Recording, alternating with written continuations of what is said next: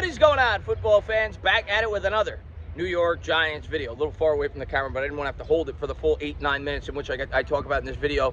Getting a quick video up for you guys while I'm on break at work. So you're getting an old school video. Of course, a lot of the times you guys are used to my old school cable tech videos when I was in my work truck. But I kind of wanted to get a video up today while I was at work and I had the time on break to talk about the news that came out today from Kimberly Jones about Saquon Barkley, because I know a lot of Giants fans are going to flip out about this. They're going to be nervous leading up into the season. So we'll talk about it throughout the video. Haven't had a whole lot of content up the last couple of days because to me it becomes redundant. Like, we're all waiting for the draft. The draft now is like within 2 weeks, and probably within 7 to 10 days before the draft, I'll go live a lot. We'll talk about the draft, any rumors there may be. But listen, you're going to hear about visits. The Giants have conducted a lot of visits. The one pattern that I think has come out from it so far, it seems like the Giants are going to probably go wide receiver. I just had like 5 people up on me, so it's just weird filming a video out in the public. But I think the Giants are going to go wide receiver, whether it be in the first round, second round, third round, fourth round, I don't know. But they've had several top 30 visits. They all seem to be at the wide receiver position.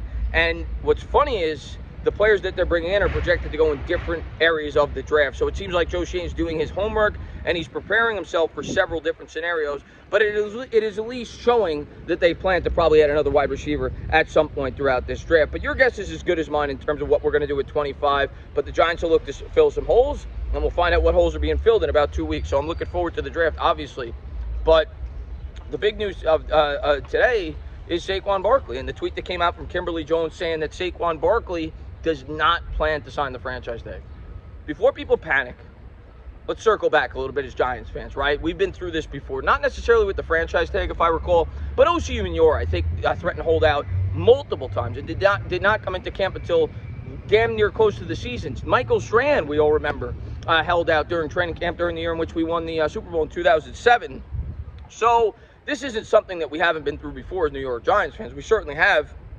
And to be honest, this is something that you probably should have expected if you were as Giants fan, even though in your heart, and you know, we were all hoping that Barkley's this great guy, and I still think he is, but we were all thinking Barkley's this great guy, and he's going to do right by the team, and he's not going to try to get as much money as he possibly can, he's not going to hold out. Well, listen, if you were using your brain, you always knew that this was a likely outcome based on what transpired. And I think this is a rare circumstance where I can't really find fault with anybody.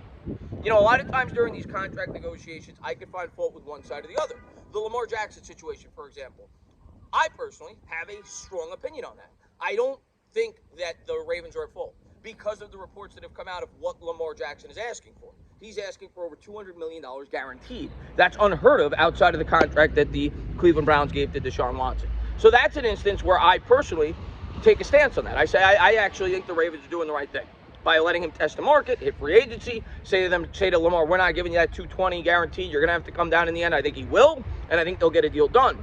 This is a scenario where I can't really find fault with either side. If you're Barkley, if I'm Saquon, I don't want to play in the $10 million franchise tag. I know if I was able to hit free agency, I'd be able to hit more. I'd be able to make more than that. I'm 26. I play a position with a short shelf life. Yada, yada, yada. This is my last chance to potentially get a big deal. If I get hurt next year, who knows what I'm worth? Even if I play well, who knows what I'm worth, right? I'm another year older at a position that typically breaks down around 28, 29. So this is his one window to be able to cash in. So that's simple to see it from Saquon Barkley's perspective, right?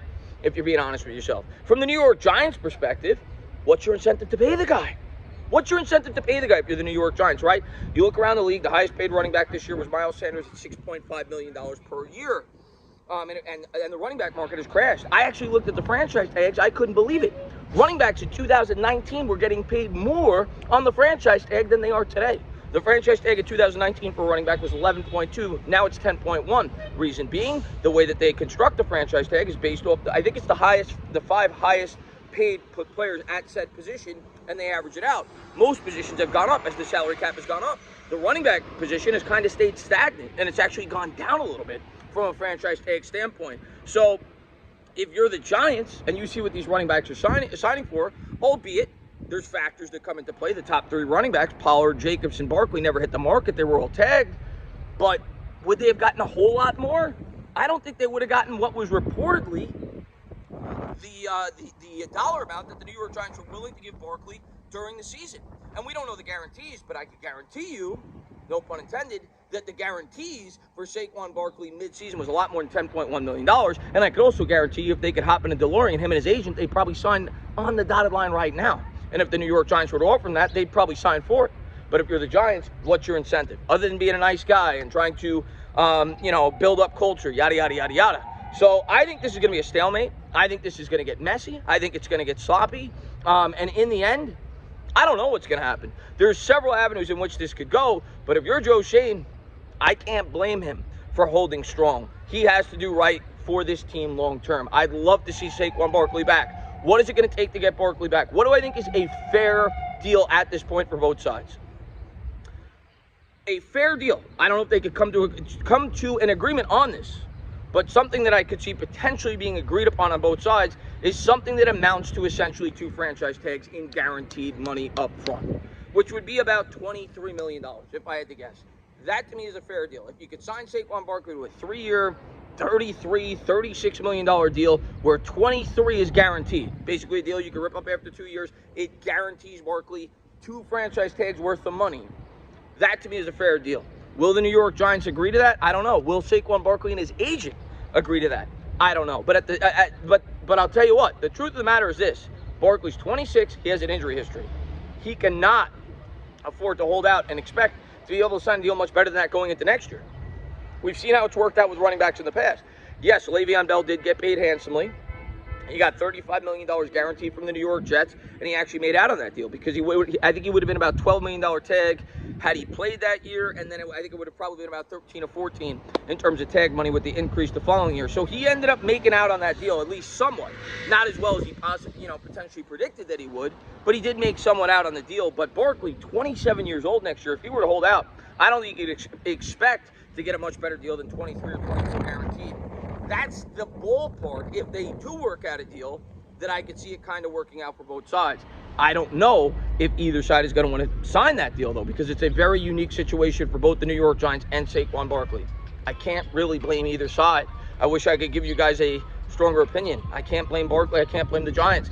The ways that real quick this could play out. Could we end up trading him? Yeah, I think it's at least possible on draft night if a team is willing to give him a lengthy extension and the Giants could get a decent price for him. They may potentially look to trade Saquon Barkley. Do I think it'll happen? No. I think in the end, cooler heads will prevail, and around July 15th, which is going to be the deadline, Barkley will end up signing on the dotted line with the New York Giants and either have an extension similar to what I just said or playing the franchise tag. That's the way I see this playing out. That's the way I see this going down. Doesn't mean that'll be the case. Maybe in the end he'll hold out and he'll get a big contract next year with another team, but I think Barkley plays this year, and I think he plays with the New York Giants.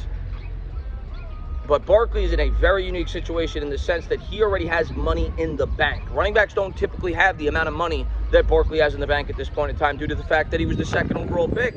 So we'll see how it all plays out. Obviously, we're all going to be nervous now going into the year, knowing that the face of our franchise and the best weapon on the football team, right now at least, is technically not a New York Giant. Yes, he has the franchise tag, but he has to sign on the dotted line before he plays for the Giants in 2023. Things are going to get messy before they get better, but hopefully Shane and Barkley find a way to work this out.